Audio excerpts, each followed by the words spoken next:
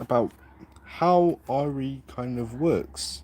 So, if you didn't know, RE is kind of like an essay intensive subject, and it's one of the three common humanities, being geography, history, and RE. So, I'm going to be telling you about how RE works and how you can optimize the question to your favor. Because I'm going to be telling you at the end which of those questions are the hardest to go through and which ones you really need to revise the most. So, the first thing about RE is not as easy as it seems to be. Like, the questions may be kind of simple, but sometimes, every once in a while, like this year, it was the wuju question for 12 mark for Islam that caught me off guard.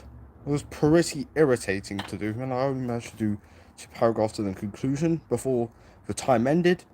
So, in essence, don't think RE is just the absolute easy subject like I did.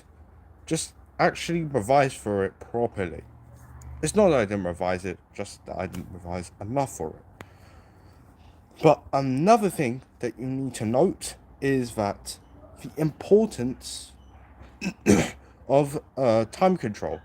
In AQA RE GCSE, there will be 1 hour 45 minutes for you to complete the work that you're meant to do for each paper.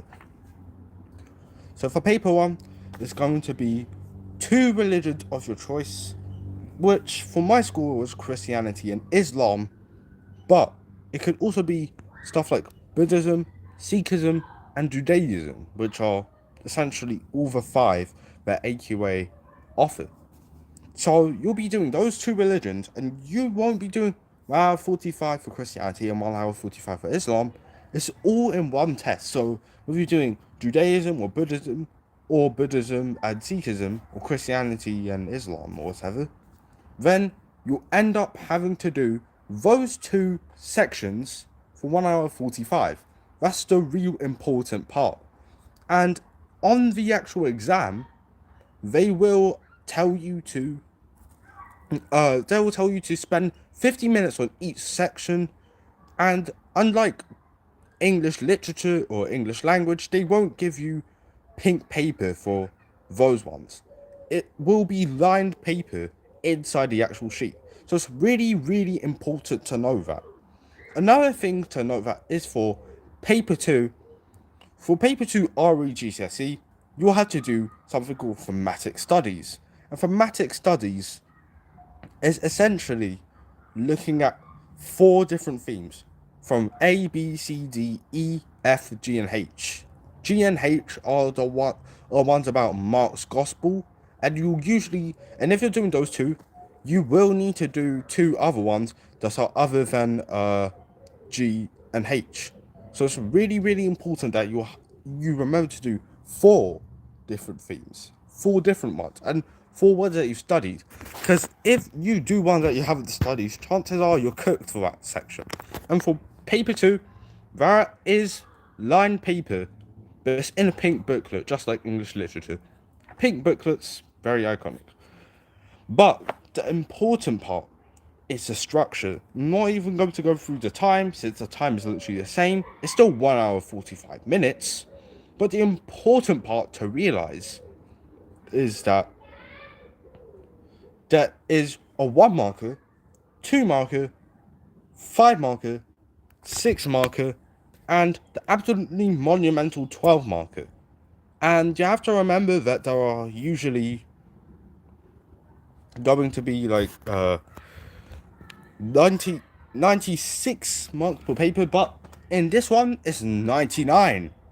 This one's 99 because there are 3 spag marks per each 12 marker. It's important to realize that unlike Christianity and Islam, there isn't just 2 different 12 markers in the belief section, but there are 3 spag marks, which have an additional 6 marks. So what usually would be 96 in paper 1 would be 102 in paper 1.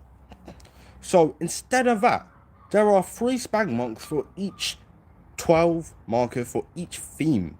So the important part is that if you get the highest amount of spag marks in one question, then you end up getting the full spag marks, which can be really, really helpful in boosting your grade. It could be the difference between grade 8 or a 9, or a 4 or a 5, whatever it could be. But those 3 marks are very, very important. Another thing that's very important is knowing how to answer these questions. So for the 1 marker, there will only need to be one singular point. One. Just one. Not two, just one. Because before there was 2 marker, 2 marker, 4 marker, 5 marker, 12. There's now 1, 2, 5, 6, 12. Starting from this year. Well, we were the first year to experience that. But for question 1, 1 point. Or 1 letter. Then second one, another 1 marker. So another important thing is that you also do 1 point. So for the first one, it's always like multiple choice. It's A, B, C, or D. They're usually quite easy. Just go with the letter. Then the second one, you just put one singular point. Don't waffle. It's not worth waffling on those sorts of questions. 4 marker is really, really no, wait, it's 5 marker. Whoops. The 5 marker is very, very important because what you have to do is that you create point, evidence, and explain. So, no wait, 4 than 6. 3. 4. So it's a 4 marker, sorry. So 4 markers are really, really important because all you have to do is do point, explain. Point, explain. All you have to do is point, explain twice. And then you bag the 4 marks. Then for the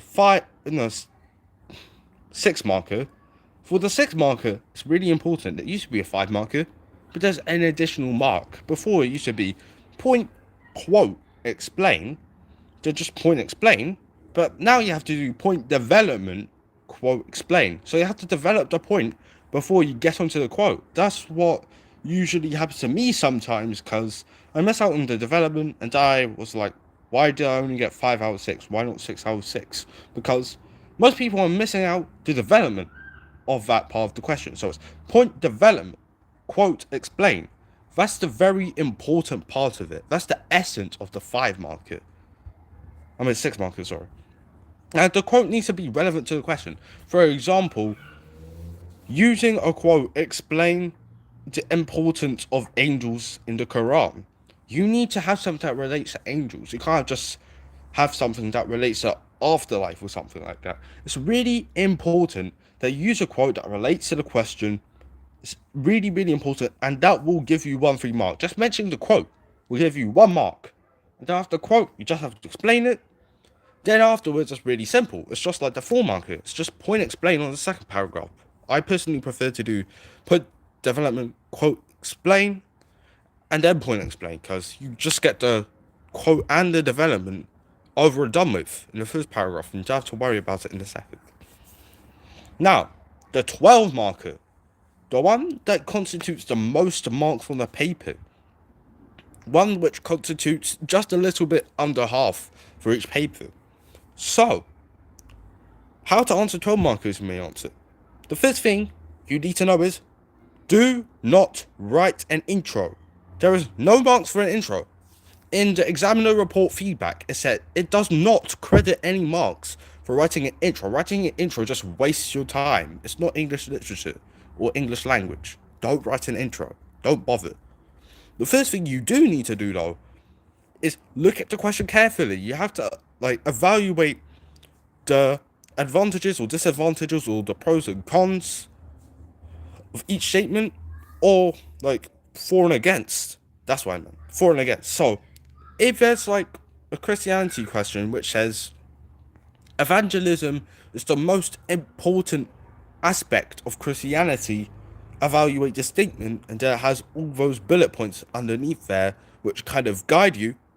You need to have 2 pros, at least 2 pros, and at least 2 cons. You can't just have 2 paragraphs. That would be lazy, and even if you do it really well, you only get half marks with the conclusion. First point, it can be pro or con. I personally like starting with pro. It's just easier for me to do so. So the best way to go about it is pro con, because it's just psychologically correct, and also it just ensures that it's more ordered and precise. Remember to add terminology, remember to add quotes. I suggest that you add 3 quotes in the whole thing, not just 2 in one paragraph and then just skip the rest of it. You can add 2 if you want for a really developed explanation, but you need to ensure that you're not waffling. I suggest that you need at least 3 per 12 marker.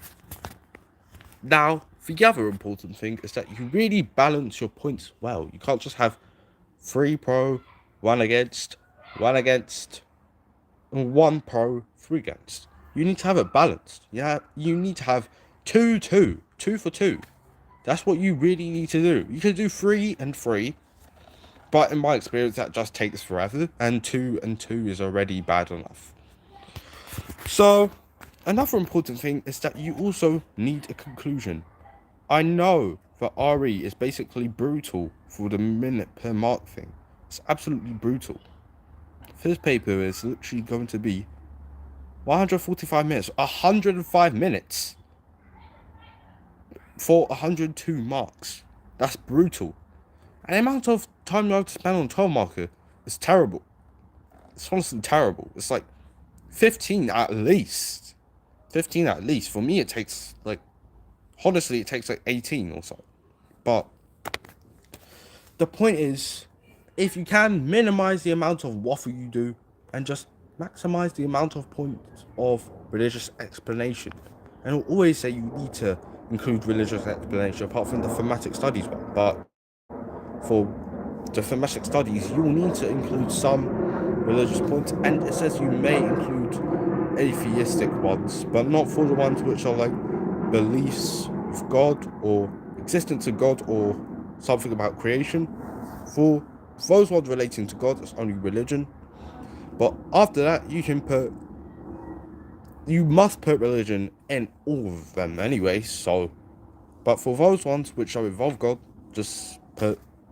you can put atheistic statements or humanist statements, whatever. It's really important that you involve religion. Now, the really, really important part, the conclusion. Now, you may say, there's no need for a conclusion. I can still get all 12 marks. Or I could just skim off 2 marks. I still get 10 out of 12. That's why you're wrong. If it was 12, 11, or 10, you're wrong. It's only 8. And that's the maximum you're going to get if you don't write a conclusion. You can write all the most beautiful stuff that the examiner has seen in their life. But if they don't see a conclusion, you're capped at 8 marks. You're not going to move up anymore. So it's really, really important you write that conclusion to get those last 4 extra marks if you're aiming for 12 out of 12 or just any old 4 marks if you've written a decently good essay. So it's really important that you say whatever your overall opinion is. Do not say, I think, I believe, because that just kind of ruins the paragraph, honestly. I don't know why it does, it just ruins their paragraph. The thing is, don't say I think or I believe, because they'll just adjust it towards you. You need to say it kind of vaguely, or just kind of like through another person's perspective, you know what I mean. So, don't say I think I believe, you just say, in conclusion, this is what in conclusion, I agree with this statement. Yeah, you don't say I think I believe, but it's okay to say I agree. It's really okay to say that. And basically, the important thing to understand is that RE has a total of 201 marks. Make the most of it. And for a 9, it's particularly high at like 85 or 86%. But as I promised, I will be telling you the question I struggled with, and if you've been watching this video all the way, you should definitely know what it means. What that means, it's the 12 marker, evidently. I do not like the 12 markers one bit. Even the easiest ones, don't take too long, like 12, 14 minutes. But the point is, 12 markers are terrible. You have to write a total of 5 paragraphs, at least 4, with a conclusion. And to the teachers who say that you need to write 3 for, 3 against, poor you.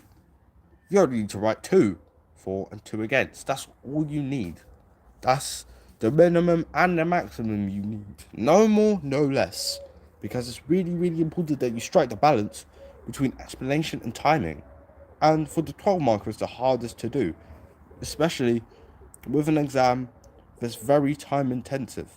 You need to write quickly, but also write with purpose, because you only have 105 minutes for each paper. For paper 1, it's 102. For paper 2, it's 99. You honestly don't have that much time, and if you're really good at the 12 markers and zoom through in no time, you're more than likely going to have enough time. So I don't really like the 12 markers for AQA, GCSE, RE, but yeah, it's personally the question which I hate the most. There are 4 paragraphs. Actually, there's 5 because you have to write 4 and then another one. But I hate the 12 markers. You have to really, really try to strike the balance between time and explanations. So that's kind of it for now for RE. And I hope you really enjoyed this video. I know it's not the GCSE season anymore. And I know it's been over a month since I finished my GCSEs. But I'm just kind of going to explain my RE experiences and how you can get better at it. So I hope you enjoyed this video regardless. And be bright, stay bright, and I hope you have a good day. And also remember to like, comment, and subscribe, since this would really, really help me creating more videos that are tailored to what you want to watch. Goodbye.